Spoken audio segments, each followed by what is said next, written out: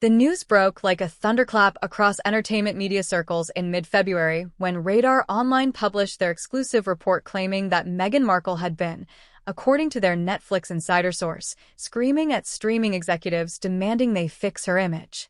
The exact quote that sent shockwaves through royal watching communities was chilling in its directness, with a source alleging Meghan warned Netflix brass to make the scandal with her father go away, or they will both suffer for it. This was not a polite request from a content partner hoping for favorable coverage. This was, if the reporting holds true, an ultimatum delivered with a kind of desperation that only emerges when someone realizes their back is firmly against the wall. The timing of this alleged confrontation tells us everything we need to know about what precipitated it. Just weeks earlier, news had leaked that Meghan's father, Thomas Markle Sr., had been left stranded in a hospital in the Philippines while his daughter was busy promoting her Christmas lifestyle special. A show literally centered around themes of warmth, family gatherings, and connection. The optics could not have been worse if someone had designed them specifically to destroy her credibility. Meghan, she's in hot water after news leaked that she left her dad, Thomas Markle Sr., last year stranded in hospital in the Philippines. And as a result, she's now demanding Netflix to fix her image or else. Here was a woman telling Americans how to create cozy holiday moments while her own flesh and blood lay in a foreign hospital bed, allegedly, without contact from her. The hypocrisy was so thick you could spread it on the artisanal toast she featured in her show. What makes this particular demand so audacious is the power active at play. Meghan is not approaching Netflix from a position of strength. She is coming to them after 3 consecutive content failures after burning through whatever goodwill their initial massive deal generated after the streaming giant has already seen their Sussex investment yield diminishing returns. Yet according to this insider, she walked into those meetings demanding they deploy their powerful PR machine to control the narrative on her behalf. The sheer confidence required to make such demands after delivering flop after flop suggests either striking self-belief or a fundamental misreading of her current standing in the entertainment industry. The insider's language is particularly revealing when they describe the desperation underlying this confrontation. The source told Radar Online that Meghan knows the network has invested a lot of money and promotion into her and Harry, and she wants them to protect their investment and save her bacon. That final phrase stands out because it strips away any pretense of partnership or mutual benefit. This is not about creating great content together or building something meaningful. Mia's been leaning heavily on a Netflix's powerful PR machine to control the narrative whilst her dad recovers, fearing the backlash to a harsh treatment of him could imperil her next big Netflix project. According to this source, this is about Meghan wanting Netflix to bail her out of a public relations disaster of her own making. She allegedly believes that because Netflix has already spent millions on Sussex content, they are now obligated to clean up her personal messes. But can Netflix actually deliver what she supposedly wants? Can any PR machine truly make the public forget that a daughter apparently abandoned her father during a medical emergency while simultaneously lecturing them about the importance of family connection? This brings us to a question that demands examination. What exactly triggered this level of desperation? And why did the Thomas Markle situation cut deeper than the countless other scandals that have surrounded Meghan over the years? The hospital crisis involving Thomas Markle Sr. did not occur in a vacuum. It landed precisely when Meghan needed positive press more than ever. During the launch window for With Love Meghan, her lifestyle cooking and entertaining show that was supposed to reposition her as a warm, relatable figure rather than the controversial royal defector she had become in the public imagination. The show featured Meghan in her Montecito kitchen surrounded by celebrity friends demonstrating recipes and craft projects while speaking earnestly about hospitality and bringing people together. The entire premise rested on presenting her as someone who values connection above all else. Then the news broke about her father, Thomas Markle, the man who raised her, who paid for her education, who supported her acting dreams before she ever met Harry, was reportedly hospitalized in the Philippines under serious circumstances. The details that emerged painted a picture of a daughter who either did not know or did not care that her own father was in medical distress. When you are actively promoting a Christmas special about gathering loved ones close, about the magic of family during the holidays, Being exposed as someone who allegedly cannot be bothered to check on her ailing parent is devastating to your entire brand proposition. Previous scandals had damaged Meghan. Certainly, the Oprah interview claims that were challenged, the bullying allegations from palace staff, the contradictions and factual errors that fact-checkers identified in their various public statements. When you mentioned 6 hours of Netflix, you forgot to mention 90 minutes of Oprah, where she lied from the beginning to the end. All of these had chipped away at public trust over time, but the Thomas Markle situation struck at something more fundamental because it spoke to character rather than behavior. You can explain away a misremembered detail or spin a workplace conflict. Explaining why you apparently ignored a parent in a hospital is exponentially harder because most people instinctively know how they would behave in that situation. And it would not involve silence. The Christmas timing amplified everything tenfold. December is when advertisers pay premium rates because audiences are primed to spend money. It is when streaming services see their highest engagement.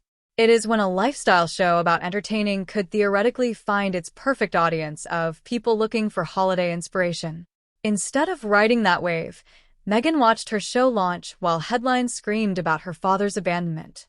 Every feel-good segment about table settings and homemade gifts landed differently when viewers knew what was allegedly happening simultaneously in a Filipino hospital room that they were getting from Netflix. Netflix, if they like the idea, they'll pay for it, but they haven't got a contract, so they're desperate for money. Will she write a book? What made this scandal particularly sticky was the absence of any good explanation. When past controversies emerged, Meghan and her team typically responded with counter-narratives. They suggested ulterior motives from accusers, pointed to institutional racism, or reframed situations to cast her as the victim. But the father situation offered no such rhetorical escape routes. Either she knew he was hospitalized and did nothing, which looks callous, or she did not know because they have no relationship, which raises its own uncomfortable questions about why a daughter would be so estranged from the man who raised her. Neither option serves the image she has worked so hard to cultivate.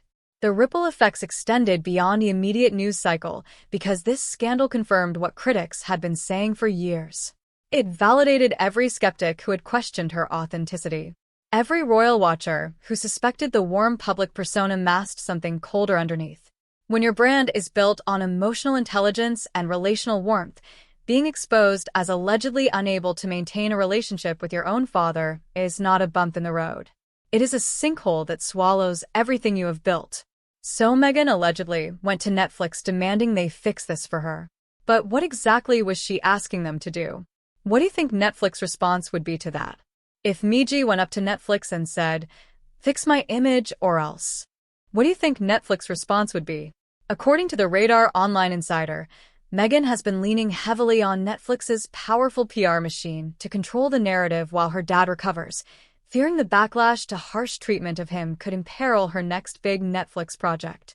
This phrasing reveals the transactional nature of her alleged concerns.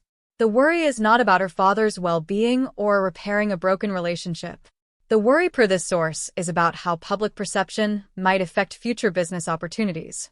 She reportedly wants Netflix to make the scandal go away, not because reconciliation matters to her, but because bad press threatens her income stream. The specific ask, according to reporting, involves Netflix deploying its considerable media relations infrastructure on her behalf. Netflix does indeed have a formidable PR operation designed to promote their content and protect their talent. They have relationships with entertainment journalists. They have use with media outlets who want access to their stars and content. And they have sophisticated messaging capabilities that can shape coverage when they choose to engage. What Meghan allegedly wants is for all of that machinery to work on erasing or minimizing the father's story rather than simply promoting her shows. This represents a fundamental misunderstanding of what Netflix is and what they do. Netflix is not a royal household with centuries of experience managing family scandals and controlling information flow. They are an entertainment company that produces and distributes content. Their PR function exists to sell subscriptions and generate buzz for shows, not to rehabilitate the personal reputations of their contractors when family drama goes public. Asking Netflix to make the scandal with her father go away is asking them to perform a function entirely outside their core competency and business purpose. The use Meghan supposedly believes she holds comes from Netflix's existing investment in Sussex content. The streaming giant paid the couple somewhere between $100 million and $150 million for their initial content deal. They have produced documentaries. They greenlit the cooking show. They invested in promotion and marketing. From Meghan's apparent perspective, all that sunk cost creates an incentive for Netflix to protect their investment by protecting her. If her reputation craters completely, the logic goes, Netflix's Sussex content becomes worthless, so they should be motivated to help. But this use calculation ignores several important factors. Netflix has already recouped much of their initial investment through the documentary series that premiered in late 2022. The subsequent projects have performed increasingly poorly, suggesting audiences have already rendered their verdict. Most importantly, Netflix operates in an industry where cutting losses is standard practice. They cancel shows ruthlessly when performance disappoints. They exit partnerships that are not working. They are not sentimental about protecting talent who are not delivering returns. The idea that they would deploy major resources to manage Meghan's family drama assumes a level of commitment that entertainment companies rarely demonstrate toward underperforming partners. The safer bacon comment from the insider source speaks to something deeper about how Meghan allegedly views these relationships. It suggests she sees Netflix not as a creative partner but as a resource to be extracted from, a tool to be used for purposes beyond content creation. This transactional approach might have worked when she arrived with massive global interest and the promise of unprecedented royal access. It works considerably less well after 3 projects have failed to capture audience interest, and the royal access has proven to be mostly complaints about the institution she left rather than insights into its workings. But even setting aside the questionable use and the mismatched expectations, there remains a more fundamental problem with what Meghan allegedly wants. Even if Netflix agreed to help, even if they deployed every PR professional and media relationship they possess, could they actually make audiences forget what happened with her father? Can any public relations campaign truly overcome a perception problem that is rooted in observable behavior rather than misunderstanding? The entertainment industry has a saying that resonates here. With love, Meghan flopped, Heart of Invictus flopped, Polo flopped. 3 projects, 3 failures, all with the same streaming partner who had every financial incentive to make them succeed. Netflix promoted these shows, gave them premium placement on their platform, and invested in marketing campaigns designed to drive viewership. None of it worked. Audiences stayed away in numbers that industry analysts described as disappointing at best and embarrassing at worst. With Love, Meghan was supposed to be the soft relaunch. After the controversy-heavy documentary and the inside baseball of Invictus, this cooking and lifestyle show would present Meghan as aspirational rather than adversarial. She would welcome viewers into her gorgeous Montecito home, share recipes, demonstrate entertaining tips, and charm audiences with her celebrity friends and warm personality. The concept was not inherently flawed. Lifestyle content performs well on streaming platforms, and celebrity-hosted shows in this genre have found large audiences. The problem was not the format. The problem was the host. When the show premiered, viewership numbers landed well below Netflix expectations. Critical reception ranged from lukewarm to openly skeptical, with reviewers noting a disconnect between the relatable everyone persona Meghan was attempting and the obvious wealth and privilege on display.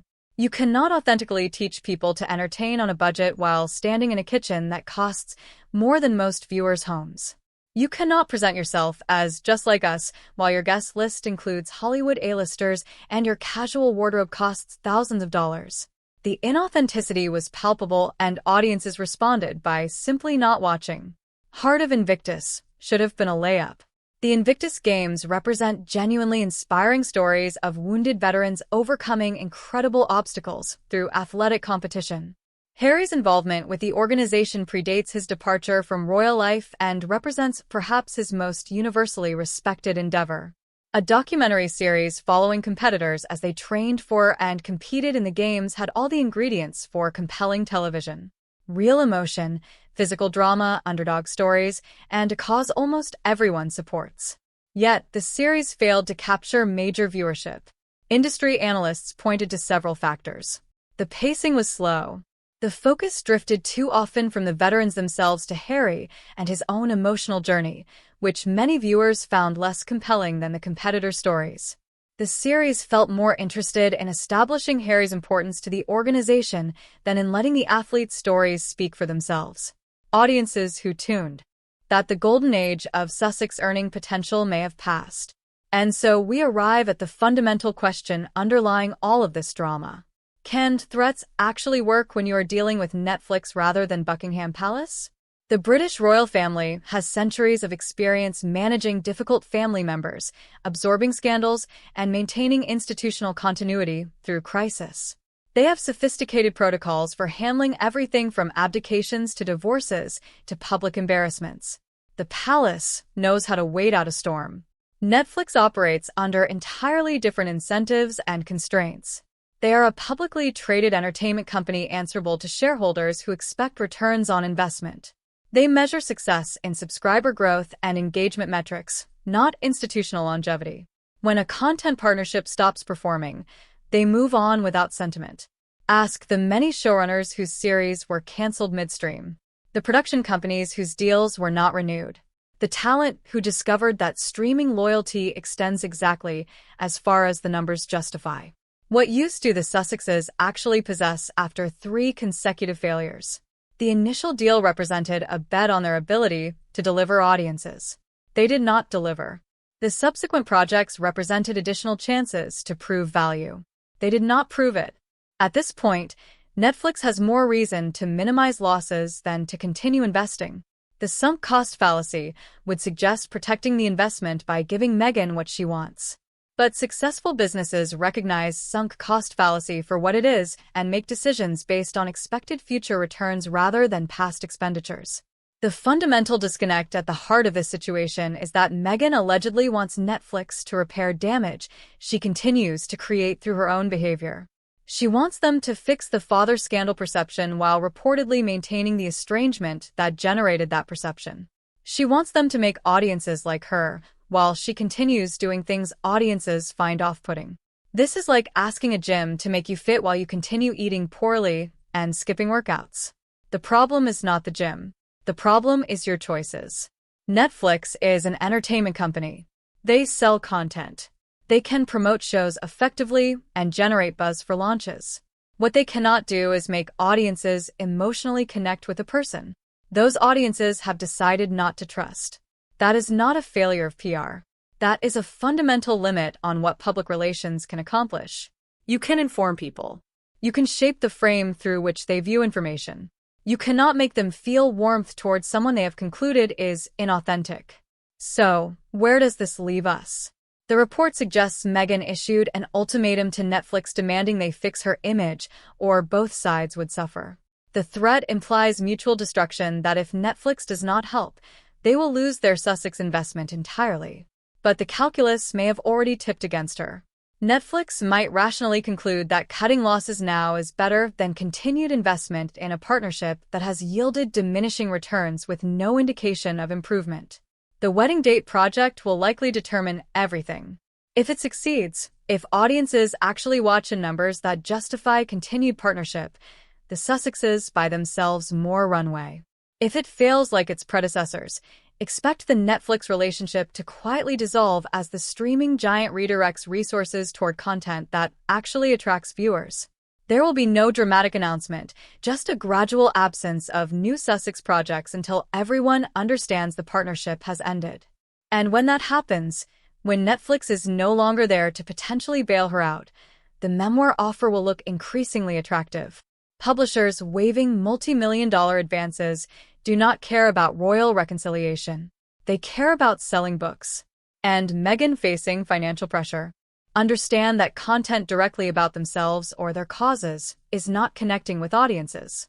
Their solution is to produce something that does not require viewers to like or trust them as individuals, something that can succeed based on stars and story rather than Sussex involvement. This is an implicit acknowledgement that their personal brand has become a liability rather than an asset. That their names attached to a project may actually drive audiences away rather than attract them. Whether this strategic retreat can work depends largely on execution. Producing a successful romantic comedy requires creative instincts, industry relationships, and the ability to attract talent that can carry a film. It requires understanding what audiences want from the genre and delivering it effectively. Nothing in the Sussexes' track record suggests they possess these capabilities.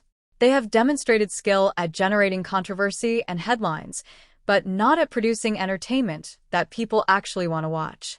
The source describing this as a make or break moment understates the pressure. If the wedding date fails to perform, the Sussexes lose their most major revenue stream and their primary claim to relevance in the entertainment industry. They cannot return to royal duties. Their foundation work generates no income. Their speaking and appearance fees have reportedly declined as interest wanes. Netflix represented their golden ticket to sustained financial independence, and that ticket is looking increasingly close to expiration. But here is what all the Netflix drama and strategic pivots and new project announcements cannot address. Meghan Markle has what commentators have termed a likability, relatability, and trustability problem. These three qualities determine whether audiences want to spend time with a public figure, whether they will give that person their attention and their money. And across all three dimensions, Meghan scores poorly with major portions of the viewing public. No PR campaign, no matter how sophisticated, can overcome fundamental audience resistance to a personality they have decided they do not trust. The likability deficit shows up in countless audience research metrics and social media sentiment analyses. People who should theoretically be Meghan's core demographic. Progressive women interested in lifestyle content and feminist perspectives often express skepticism or outright hostility toward her. The women who would seem perfectly positioned to embrace a biracial American who married into British royalty and then stood up against institutional racism frequently reject the messenger, even when they might agree with elements of the message. Something about Meghan herself beyond her politics or her choices does not land with audiences who should be natural allies. The relatability gap is painfully obvious in her content. With Love, Meghan asked viewers to connect with a woman who lives in a $16 million Montecito mansion, wears designer clothes to work in her kitchen, and counts Hollywood royalty among her casual acquaintances. The domestic fantasy she presented bore no resemblance to how actual middle-class viewers live their lives. You cannot be aspirational and relatable simultaneously when the gap between your reality and your audience's reality is a chasm rather than a step. Martha Stewart succeeded in lifestyle content by presenting herself as a perfectionist SD who earned her expertise. Meghan presents herself as effortlessly superior, and audiences can smell the performance. The trustability problem is perhaps the most damaging and the hardest to repair. It stems from documented contradictions in her public statements, from claims made in high-profile interviews that were challenged by evidence, from a pattern of presenting herself as victim when circumstances suggest more complicated dynamics. Once an audience decides someone is untruthful, every subsequent communication filters through that skepticism. Everything becomes potentially suspect. Every emotional moment reads as possibly performed. This is the hole Meghan finds herself in. And no Netflix PR machine can dig her out because the problem is not messaging. The problem is a credibility deficit earned through her own public statements. The observation that you cannot polish a turd may be crude, but it captures something core about Meghan's situation. She is not dealing with the perception problem that exists independently of reality. She is dealing with a perception problem that reflects how audiences have processed her actual public behavior over many years. The solution is not better public relations. The solution would require becoming a different kind of public figure, one who admits mistakes, one who demonstrates growth, one who gives audiences reasons to reassess their judgments. Nothing in Meghan's track record suggests this kind of strategic humility is within her repertoire. Even if she could somehow neutralize the father scandal specifically, the underlying trust deficit would remain. Even if Netflix deployed every resource they possess to reshape coverage of her, audiences have access to years of information that shaped their current opinions. In the age of social media and internet archives, reputation cannot simply be rewritten by professional communicators. The past is always accessible. always ready to resurface in response to any attempt at rehabilitation. Meghan is not facing a bad news cycle. She is facing the accumulated consequences of years of public choices, and no streaming executive can make that go away. Something curious emerged from the Valentine's weekend coverage that might tell us more about the Sussexes' current situation than any insider source. Quote, Harry and Meghan were photographed leaving a restaurant called Funky in Beverly Hills over an hour's drive from their Montecito home. The images obtained exclusively by People magazine showed the couple after what was presumably a romantic dinner celebrating the holiday. Perfectly normal celebrity behavior, hardly worth noting, except for one detail that royal watchers immediately flagged. Why would they drive more than an hour each way to dine in Beverly Hills when Montecito offers comparable high-end restaurants from their front door? Meghan herself has previously praised Funky, calling it one of the top 5 meals of her life after visiting for her birthday in August. So, the restaurant choice was not random, but the geography raises questions that her fans cannot easily answer. The Sussexes used to frequent Tre Lune, an Italian restaurant in Montecito that became known as one of their regular spots. Paparazzi knew to stake out the location, and photos of the couple leaving Tres Han appeared regularly in tabloids and entertainment media. But here is the interesting detail. The last confirmed photographs of Harry and Meghan at Tre Lune date to August 4, 2023. That is approaching 3 years without being photographed at what was supposedly their favorite local restaurant. This absence becomes more notable when you consider what Montecito is and what it offers. The community is one of the most exclusive and private enclaves in California, deliberately designed to provide wealthy residents with security and anonymity that Los Angeles cannot match. Celebrities choose Montecito specifically because they can live without constant paparazzi intrusion. The local social scene is sophisticated but discreet. High-end restaurants like Tre Lune cater to a clientele that values privacy and would not appreciate photographers camping outside. So why would a couple who supposedly fled royal life to escape media intrusion choose to drive over an hour into the paparazzi-heavy environment of Beverly Hills rather than dine quietly at home? The theory gaining traction in royal watching circles suggests a troubling explanation. The Montecito social scene may have had enough of the Sussexes. Consider the dynamics at play. Montecito residents chose that community for privacy and discretion. They do not want photographers and reporters following their famous neighbors and, by extension, potentially capturing them as well. If the Sussexes have a habit of ensuring paparazzi know where they will be, that behavior would quickly wear out their welcome among neighbors who value anonymity. Nobody wants to dine at an exclusive restaurant only to find photographers waiting outside because another patron tipped them off for publicity purposes. The nearly 3-year gap in TLON photographs suggests the Sussexes may no longer be welcome in Montecito's social establishments. If they want to dine out and be photographed, which their publicity requires, they may now need to travel to communities where such behavior is expected and tolerated. Beverly Hills and Los Angeles operate under different social contracts than Montecito. Paparazzi are a normal part of the scene there, and restaurants expect and even welcome the attention that celebrity patrons bring. What would be a violation of community norms in Montecito is simply standard practice in Hollywood. This exile theory, if accurate, would represent a major social consequence for the Sussexes. They chose Montecito for its privacy, its proximity to celebrity friends, and its distance from the media circus they claim to despise. Being frozen out of local social establishments would transform their mansion from a private sanctuary into something closer to gilded isolation. They can exist in Montecito but not participate in its community life without experiencing the cold shoulder of neighbors tired of their public antics. How did photographers know exactly where and when to capture those Beverly Hills images? 2 possibilities exist, and neither reflects particularly well on the couple's stated values. Either someone from the Sussex operation contacted the paparazzi agency to ensure coverage, or a random civilian spotted them, snapped photos, and sold them afterward. The second option is possible, but statistically unlikely given the professional quality of the images and the perfect timing of the shots. The first option aligns with long-standing speculation about how the Sussexes manage their media presence. Multiple commentators have noted that Backlash, a celebrity photo agency, seems to know exactly where the couple will appear with suspicious regularity. The agency explicitly advertises that they pay for celebrity tips, creating a potential revenue stream for anyone willing to share location information. Speculation persists that Meghan herself or someone on her team provides these tips and receives compensation when the resulting photos sell. This arrangement, if it exists, would represent the height of hypocrisy given the couple's public positions. Just weeks before the Valentine's dinner photographs emerged, Harry was in a London courtroom testifying about his lawsuit against British tabloid publishers.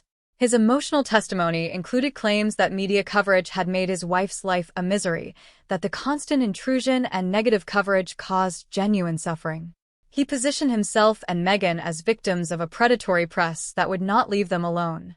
Then, mere weeks later, professional photographs emerged of the couple leaving a restaurant in exactly the kind of calculated celebrity coverage that suggests cooperation rather than intrusion. The juxtaposition is jarring. You cannot credibly claim the media makes your life miserable while simultaneously appearing to work with paparazzi agencies for publicity and potentially profit. You cannot sue newspapers for intrusive coverage while seemingly inviting photographers to capture your Valentine's dinner date. The translation of Harry's courtroom testimony, as one social media commentator noted, might be more accurately rendered as his wife's life has been made miserable by media coverage only when she does not get paid for setting up the deals. The inconsistency between stated values and apparent behavior is exactly the kind of contradiction that erodes public trust. Audiences may not understand the intricacies of Sussex finances or Netflix negotiations, but they can recognize hypocrisy when it walks itself out of a Beverly Hills restaurant and poses for photographers. This pattern of saying one thing while doing another feeds directly into the trustability problem discussed earlier. Every incident like this reinforces the perception that the Sussexes operate with a fundamental dishonesty about their relationship with media. They're not victims seeking privacy. They are participants in a media ecosystem they claim to despise, allegedly playing both sides for financial benefit while positioning themselves as persecuted innocents. The financial pressure underlying all of these maneuvers deserves direct examination because money explains much of what otherwise seems contradictory or irrational about Sussex behavior. Former Royal Press Secretary Dickie Arbiter put the situation bluntly in recent media commentary, stating that the couple needs money desperately and that they have been spending it like water going through your fingers.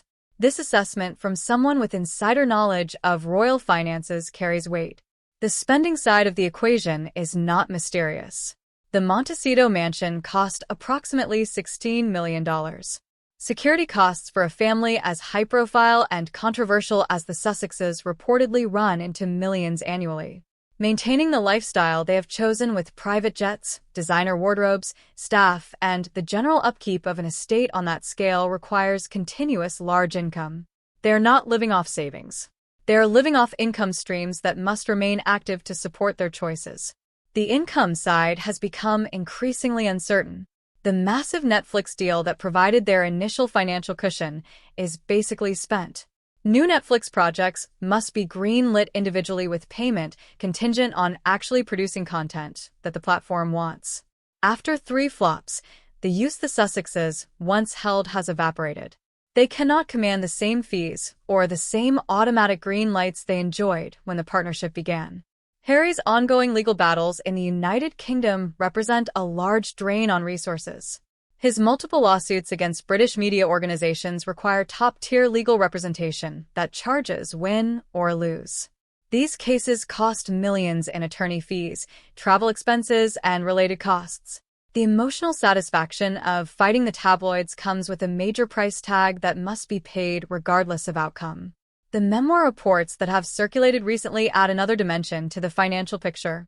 Multiple sources suggest that publishers are offering multi-million-dollar advances for a Meghan Markle book, but only if she delivers content about the royal family that would generate large sales. In other words, publishers will pay major money for additional attacks on the institution and family she left behind. They will not pay the same amounts for lifestyle advice or inspirational musings. The commercial value lies in controversy, which creates an incentive structure pushing Meghan toward exactly the kind of content that would permanently destroy any hope of royal reconciliation. Harry reportedly opposes such a book precisely because he understands the consequences. Whatever hope he harbors for eventual rapprochement with his father and brother would evaporate the moment Meghan published additional attacks on them. A tell-all memoir would be the point of no return. The final confirmation that reconciliation was never genuinely desired. His opposition per these reports creates tension with a wife who may see the book advance as necessary to maintain their lifestyle. The disconnect between income needs and income opportunities creates the desperation that likely drove Meghan's alleged confrontation with Netflix executives. When money is flowing freely, you do not make threats to business partners. You do not demand they solve your personal public relations problems. You negotiate from confidence and strength. The reported behavior suggests neither confidence nor strength. It suggests a dawning recognition. And exhausted options may eventually conclude that burning the final bridge to the palace is worth the immediate payout. Harry's objections will matter less when the alternative is losing the lifestyle they have built. If Netflix could not make audiences like her content after 3 attempts with large investment and promotion, what makes anyone think they can make audiences like her? The content failure reflects an audience verdict on the person, not just the programming. And that verdict, rendered repeatedly over years of public observation, is not something any PR machine can overturn. Sound off in the comments with your take on whether Netflix will capitulate to these alleged demands or finally cut their losses. And if this is your first time here, subscribe. You will want to be here for what is coming because the story is far from over and the next chapter may be the most dramatic yet.